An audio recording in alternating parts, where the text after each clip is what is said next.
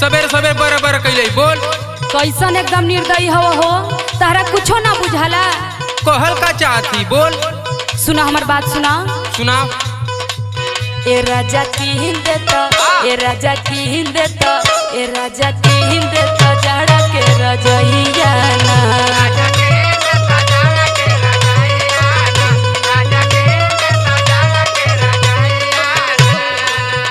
जेमे लागल होखे मोटा कासी लइयाना, जेमे लागल होखे मोटा कासी लइयाना। ए राजा की देता, ए राजा की देता, ए राजा की देता जहड़ा के रजइयाना।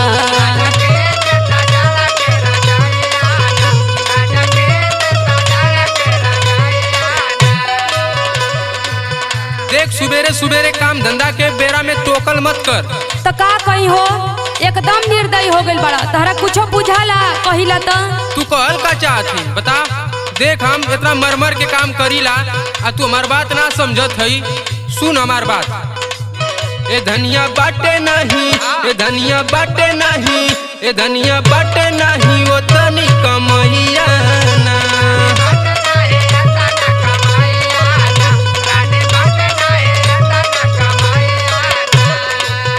खाके टाइट रहा दूधवा मलैया ना, खाके टाइट रहा दूधवा मलैया ना। हे रानी बाटे नहीं, हे धनिया बाटे नहीं, हे रानी बाटे नहीं वो तना कमैया ना।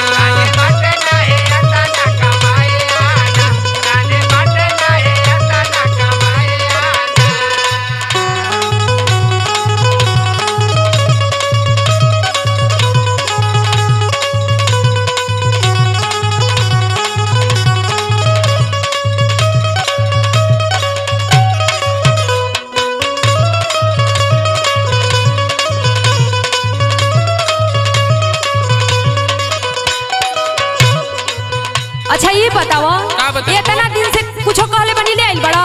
कहा न लिया ली का ले आइल बड़ा बताओ तो। जवन कहले उ कुल तो के देले। अरे तू हमारा के कुछो नहीं खा देले, जेकरा के देले होकबा ओकरे के देले होकबा। तू ही ढेर जानत हई। जहड़ा लागेला पिया रोज भोरे भोरे।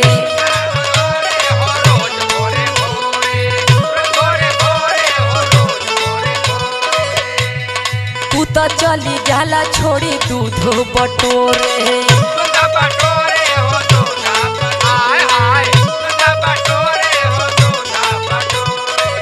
सुनत रहो ना। हाँ सुनता नहीं तू बोल। जहड़ा लागेला पिया रोज भोरे भोरे। तू तो चली जाला छोड़ी दूध बटोरे।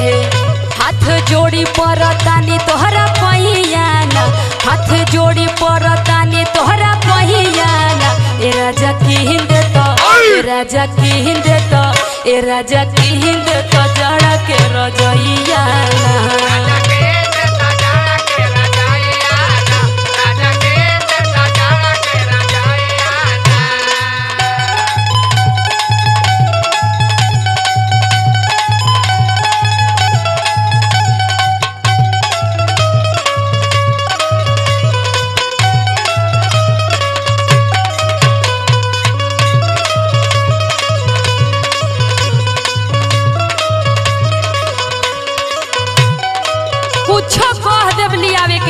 बस लगिहन बरबराए एक सामान ना लिया सकता।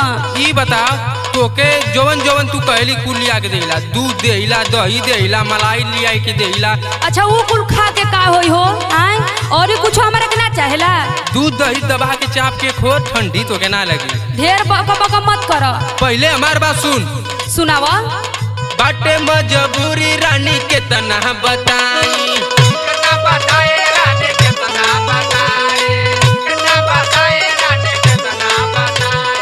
दूध दही खाई तू देहला बनाई।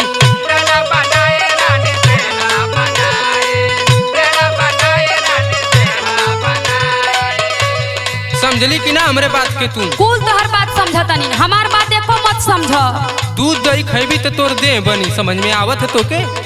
तोहर दूध घी वही तरह पर रह जाई, हम ना खाई। बाटे मजबूरी रानी के तना बताई। दूध दही खाई तू देहला बनाई। गौरव कहता रे ये बाऊ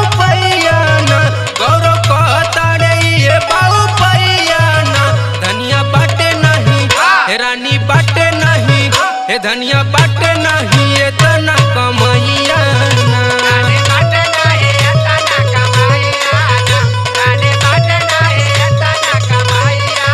ये राजा किहिन देता जाड़ा के रजहिया ना। ए धनिया बाटे नहीं इतनी कमैया ना। राजा किहिन देता जाड़ा के रजहिया ना। ए धनिया बाटे नहीं उतनी कमैया ना। ठंडा इतना लगता बर्दाश्त नहीं खे होत, कुछ उपाय करो। चल तब उपाय कुछ करही के पड़ी लगत है।